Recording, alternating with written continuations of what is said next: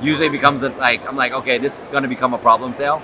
Hey friends, it's Steven with Leviathan Snakes, and for this week's video, we're not going to be in the shop because we had went down to Atlanta for the Reptilian Nation Reptile show back in August, I think it was. And if you notice, it's October, probably going to be November by the time this video airs, and the reason why it's so late is because I had lost the memory card that all the footage was on. So while we were down there in Atlanta, we talked to a couple different breeders specifically about what buyers should do when they want to buy snakes from them, like what is proper etiquette, things like that. We have 3 different questions for 3 different breeders. So we hope you guys enjoy the video. If you do, like, subscribe, comment, and let's get to it.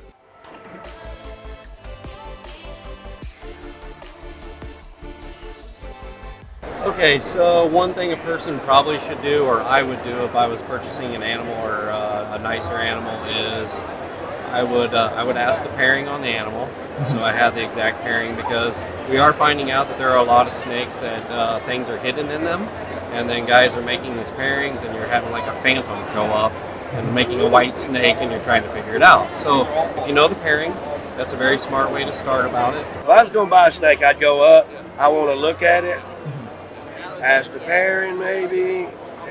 Most of the time you can tell by the ID what the pairing is. Just buy it. I used to, like, people ask, when did it last ate? What was it staying in the home? It don't really matter when it last ate. Like, because you're going to take it home, you got to put it on your schedule. It's not going to eat today or tomorrow. So online, what I really, the easiest route is you send more market inquiry, obviously, or you can do it on Facebook or Instagram. And I would say keep it minimal. Anytime I have more than 10 email transactions between me and the customer, I always know that sale is going to be a problematic one. Usually it's, hey, can I get an extra picture, weight, what's it eating, and stuff like that. And then that's about it. If you have to ask more than 20 questions, usually it becomes I'm like, okay, this is going to become a problem sale. Yeah, just ask the generic information, but don't be afraid to ask. Because when I buy animals, I also ask, hey, is it eating well? How often is it eating? And an exact weight, because a lot of us don't update our morph markets but once every month or other month. So the weight could be totally different by then. But at a show, do not be afraid to ask to hold a snake. If you are, I know vendors say it all the time, oh, everyone wants to hold a snake. If you're going to purchase a snake and you already know you're going to purchase a snake, ask to hold it, ask to handle it, and ask information. And don't wait until Monday and be like, hey, what was it eating? Ask it all that day, But other than that, man, I really don't mind answering questions at shows. I enjoy it. If you're going to buy a snake, just buy it. Everybody asks the question, what's the best price you're going to give me? It's fair, but don't expect like a lot or whatever. If this person's buying several snakes from me, yes, we're okay with discounts. I've never seen you before. I don't know. It all depends on, to me, is that first initial contact, how I act. If we jive or not, like we did when we first met, we jive, we did. I could get along with about anybody. Carrie always says she don't know how to do this because my patience is about that thin, but with customers, I'm pretty good. The least favorite thing is probably ask for pictures of parents. Okay. It takes me a long time to remember this stuff. I have so much on my agenda that I have to go find the parents and go take pictures. A lot of times I'll have the picture of the parents, then it's fine.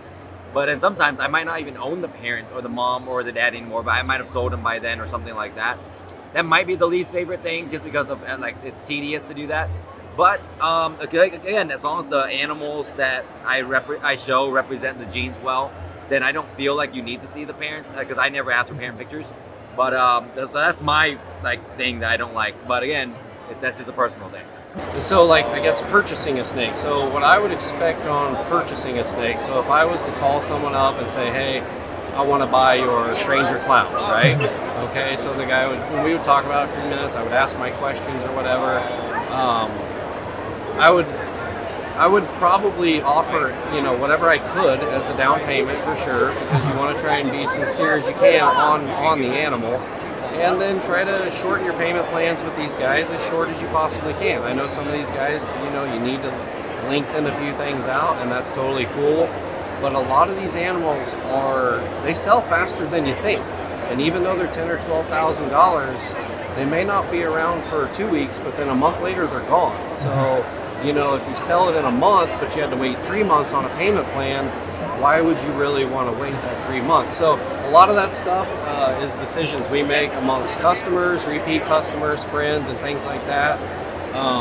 And then another big thing is people come to me and they say, I want an animal. I know you have clutches coming, and I'll show them like 4 or 5 clutches of animals that we have coming and the pairings, and I'll share that with them.